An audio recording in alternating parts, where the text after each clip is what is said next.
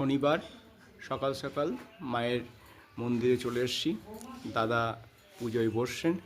আমরা জেনে নেব দাদার কাছ থেকে কিছু মন্দিরের নিয়মকানুন এবং কিছু কথা মায়ের সম্বন্ধে কিছু জানবো। জয় মা মনসার জয়। আজকে শনিবার, গত পরশু দিন বৃহস্পতিবারে মন্দিরে প্রচণ্ড ভিড় হয়েছে, সেই রেস্টটা এখনো হয়তো কাটেনি। আর মায়ের মন্দিরে সমস্ত পুজো গোছানো হয়ে গেছে, এখন মায়ের পুজো হবে, ভক্তরা আসছে, আরও ভক্ত আসবে। তোমরা জানো এখন নতুন করে শনিবারেও ভক্ত দেখা হচ্ছে।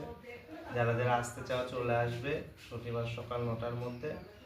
জয় মা মনসা দেবীর জয়। সবাই ভালো থেকো, সুস্থ থেকো। জয় মা। জয় মা করুণাময়ী মায়ের জয়। দাদা যদি আসার কিছু নিয়ম বলে দেন, যদি কিছু নিয়ম থাকে তাহলে সবারই একটু বুঝতে সুবিধা হয়। আচ্ছা, সবাই কিন্তু হচ্ছে যে যখন বৃহস্পতিবার অথবা শনিবার আসবে কেউ না খেয়ে আসবে না। যাদের উপোস বা মানসিক থাকবে তাদের ব্যাপারটা আলাদা।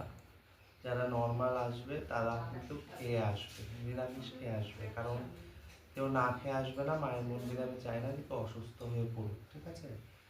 আর যারা শিয়ালদা থেকে ট্রেন ধরবে তারা কৃষ্ণনগর লোকাল ধরে বাঁকুড়া স্টেশনে নামবে।